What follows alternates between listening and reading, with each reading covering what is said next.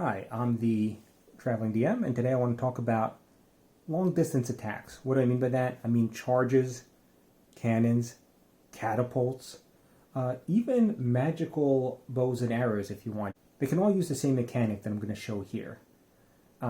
This is actually an old school mechanic that I had seen once, and I thought it was a really neat mechanic. People who have played like Battlemaster, which is an older game, they might be somewhat familiar with this mechanic. It didn't use dice, it used cards, but it had the same idea, which basically meant that long ranged attacks, in Battlemasters you put down cards, and as you flip them, they would say whether the cannonball went straight, or whether it landed on somebody and killed them, or whether or not it exploded, meaning that it hit its target. So we're going to kind of replicate that for D&D and other RPGs. And the way we're going to do that is, I'm going to use a charging attack, but really this could be used as like a cannon attack. We could use this as a catapult. And like I said, you could even use this as a really long-range longbow if you wanted. So the way it works is, we take a d6 and we roll it. Let's say we got a 2 here. This character can now move 2. It's charging. And so I put a d6 here to mark it. And then I roll another d6. And we got a 3. 1, 2, 3. Okay. So what's happened here is I have 2 d6s and I've made it to my target. And in order to determine the damage, it's kinetic damage, so it can't be blocked really. It's like falling. I roll both d6s. In this case I got a 2. And that's how much damage I did. I did 2 damage. Now, the way that this mechanic works is the further you are, obviously the more dice you get to roll.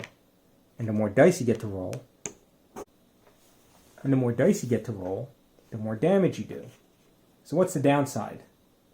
Well, the downside is twofold. Number one, if you're right up close to somebody, you're only going to roll 1 d6 for your damage, and that's going to be all the damage you can do. But you actually need to be more than 1. So what are the downsides? So the first downside is that you can't be adjacent to somebody to charge them. Same thing with a cannon, same thing with any long-range weapon. You need to be at least 6 spaces away. The second downside is when you're rolling your d6s to charge, or to use a cannon, or to do a catapult, if you were to roll a 1, you stop. Now what does that mean for a charge? For a charge, that just means you stop, your turn's over, your charge failed. No damage. You didn't run into anybody. What does it mean for a cannon or a catapult? That means that's where your cannon or your catapult hit. For a cannon, anybody that is adjacent or gets hit by it, so remember a catapult can go over characters, even your own. If it were to stop on one of your own, that character instead takes all that damage. Or if you really want to be mean, it outright dies. Also, if it's a cannon, it's got splash damage, so anybody that is adjacent will also take half damage. If it's a catapult, again, we can decide.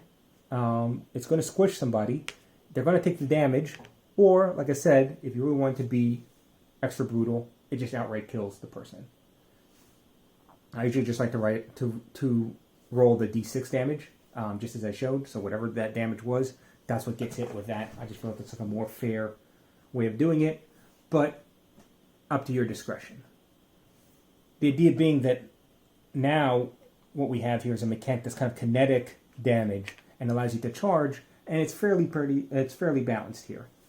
And you can add this as a skill or a magic item as well, like a shield, let's say. You want to do a shield bash for one of your players.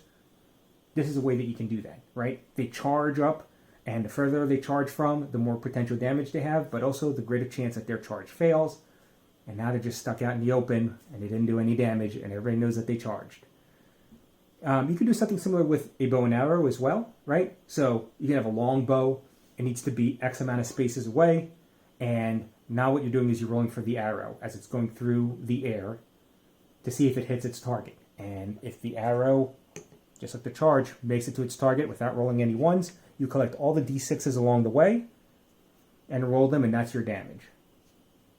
I would probably limit that, right? So maybe that's a 1 shot, and then it needs a charge with a long rest, something like that. You can find other ways to do recharging, but that is one way of doing kind of longer range attacks and making it more interesting, and adding a charge mechanic, or if you wanted a cannon or a catapult to be in your game. I think that's a much more interesting way than just saying, well, that's the range, and anything within range it can hit, and it just rolls to see if it hits you. Instead, it treats it more like kinetic damage. In other words, like fall damage.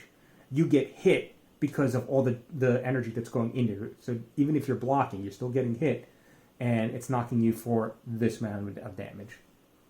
So that's all I have for today. I hope you liked it, and safe travels.